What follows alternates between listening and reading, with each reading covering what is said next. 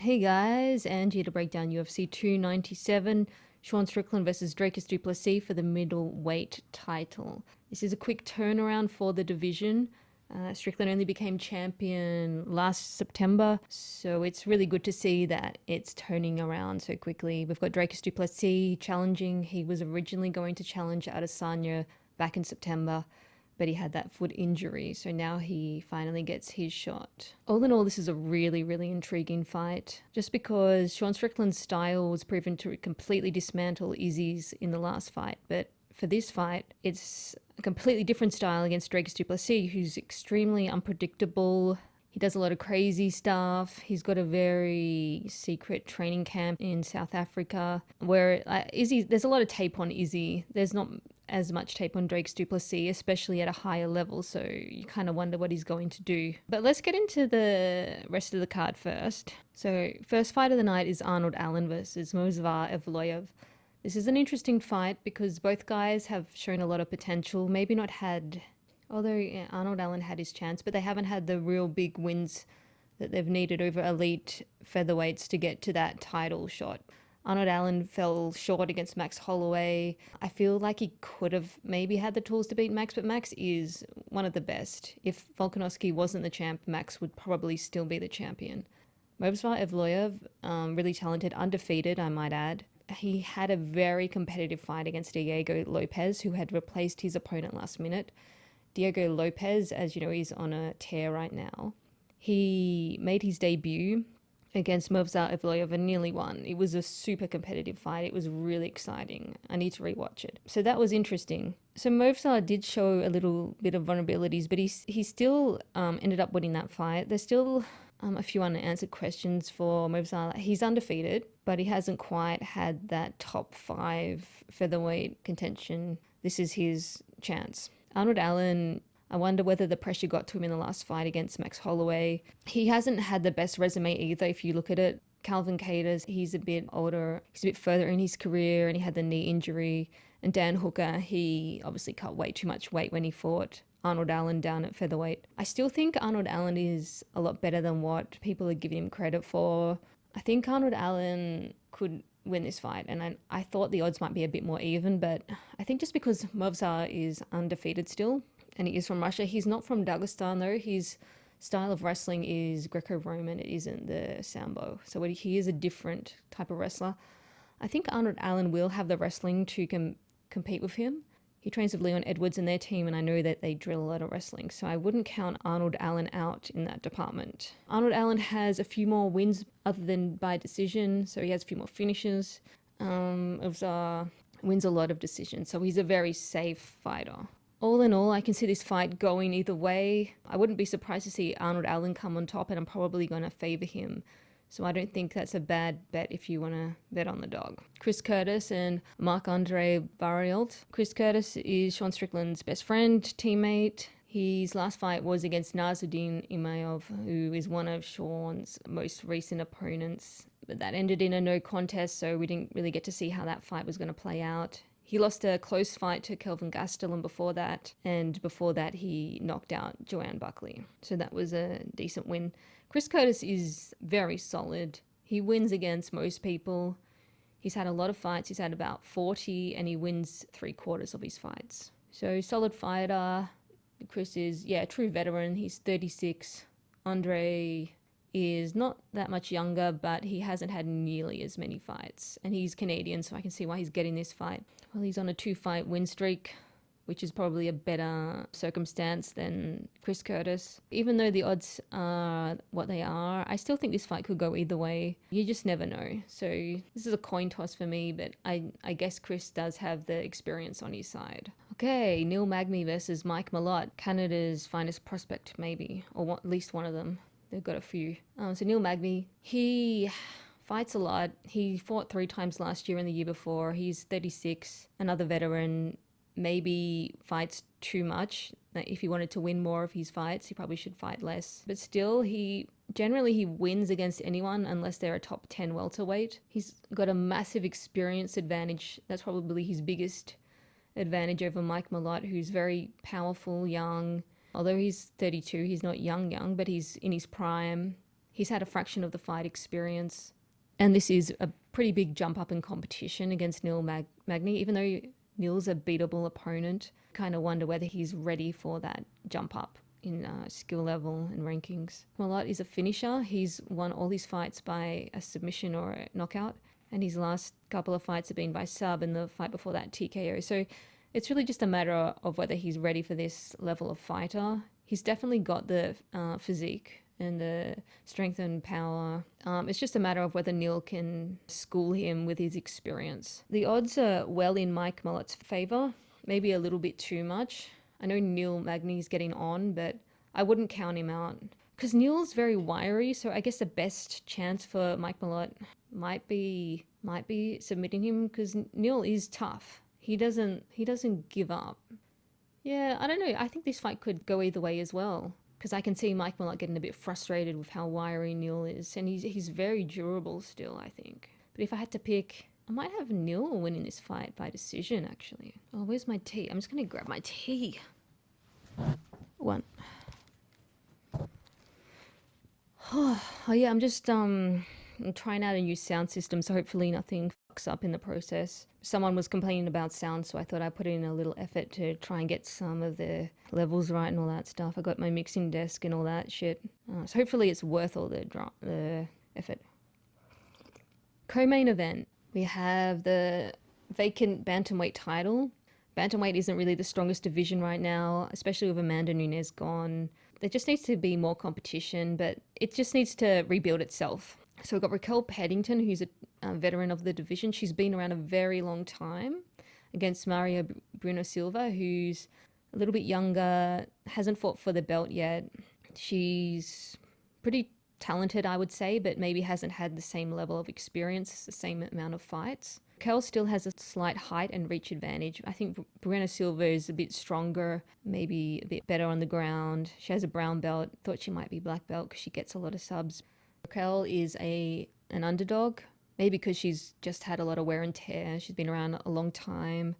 She's 35, which isn't too bad for bantamweight for the women. She's lost only to the bantamweight champions in recent history, so that's maybe the last 8 years. She's only lost to Holly Holm, Jermaine Durandamy, and Amanda Nunes, which is pretty impressive when you think about it. She's been around a long, long time. Yeah, but she probably has had a bit of wear and tear. So her last win was Caitlin Vieira, split decision though. That was a close fight. I think I even might have given that to Caitlin, but I can't remember. Unanimous decision against Aspen Ladd, who's no longer in the UFC, and she's more of a featherweight, and she submitted Macy Chasson. Still impressive wins for someone that's been around this long and has had to evolve with the new talent and the evolution of the sport. Whereas Maria Bueno Silva, she's just beaten Holly Holm, although that was overturned because she got caught for a substance. I don't know whether that was the fight where she got caught for her ADHD medication or whatever. I don't know enough about it. But I thought she looked good in that fight, and even though it was an older Holly Holm, she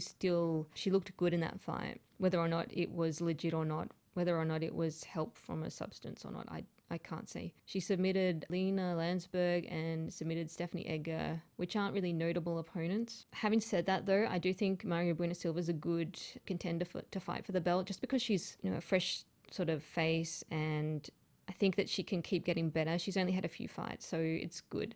I wish it was her against Pena, but it's also nice to have an old-timer like Raquel Pennington have another shot as well. So I do think this is maybe Bruno Silva's fight to win, unless she gets frustrated with Raquel Pennington's experience, if Raquel is able to impose that on her. I'm saying that for a lot of the fights, but I think that's really the case for a lot of these fights, where you have someone who's just a lot more experienced than the younger fighter. I can see this fight going either way, though. Having said that, I can see Raquel just frustrating Bruno Silva, or I can see Bruno Silva going in there, and you know what, I think Raquel Pennington will win. I think she's just probably got a bit more all-round fighting knowledge on her side.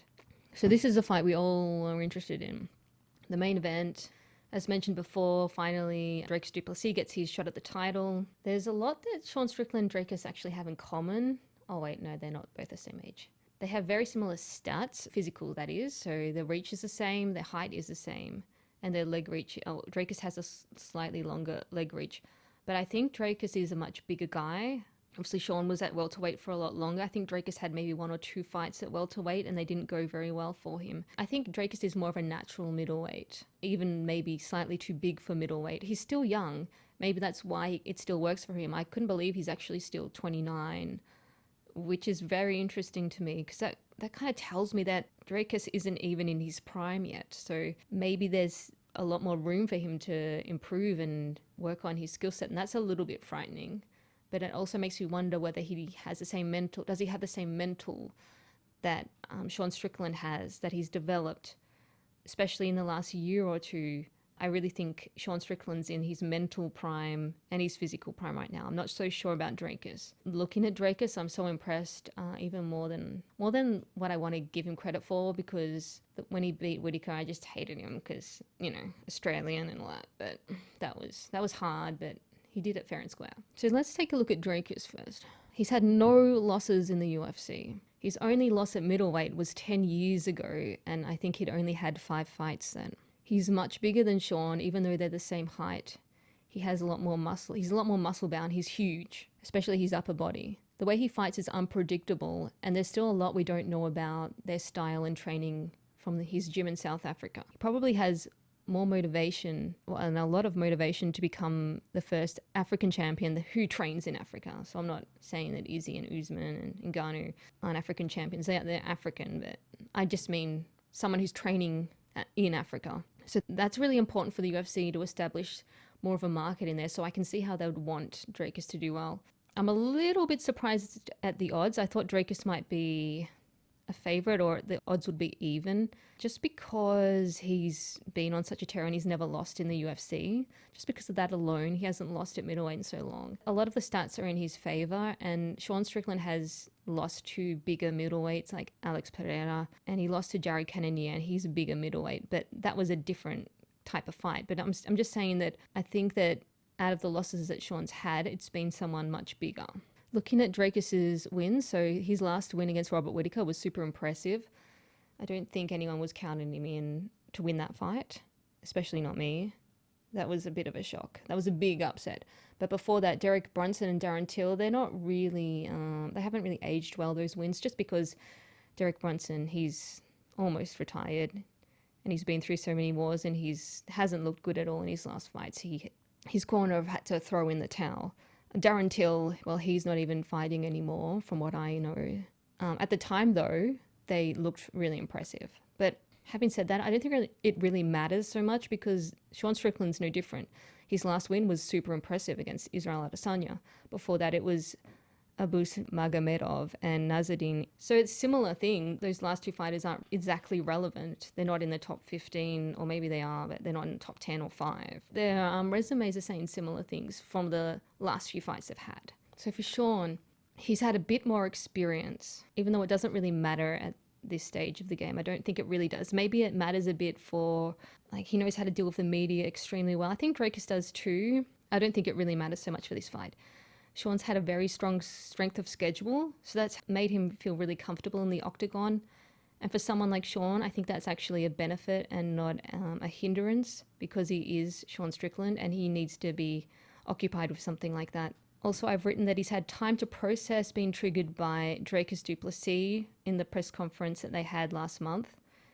I think that he's gone through the trauma and dealing with all that. I think dealing with that back then, rather than, say, in fight week, has helped him. Because when Sean Strickland isn't switched on, he fights really bad because he needs to fight disciplined. Sean Strickland has his Philly shell stance. That's his unique Philly version. So he's defensively sound. He's very simple but effective, and extremely good at the simple things he does. This style worked well for Izzy's style, but how will it work against a bigger, brawlier opponent who's, well, he's technical, but he's not as predictable, because we don't have that tape on him, the same level of tape that Izzy does. Because Sean's developed a style that works against Izzy, but it's really a matter of how well it works against Dricus.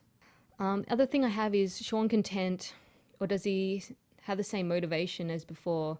That's a big question, because he seems to be happier now, but he was happier before he got the belt, so I don't really think that does affect him too much.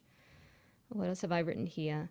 His loss to Jared Cannonier was controversial. I thought he won that, actually. And when he did lose to Pereira, he was being careless. He didn't stick to the game plan, whereas now he's learned to listen to Eric really well and everything that Eric says. I think Sean Strickland's way to win is to use his experience and patience and discipline against DRICUS du Plessis.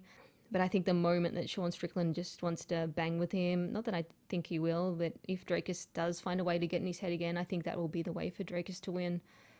Even if Sean is very disciplined, I think if DRICUS was, say, the same, if he was a little bit smaller, I think it's Sean's fight. But because DRICUS is so big, kind of wonder, I don't know. To summarize, I think the odds should be a little more even. This is a very hard fight to predict because Sean beat Izzy the way he beat Izzy. But maybe DRICUS has the perfect style to beat Sean. I think Sean just needs to stay focused and disciplined and listen to his coaches. And I think DRICUS needs to make this a brawly fight. DRICUS hits hard.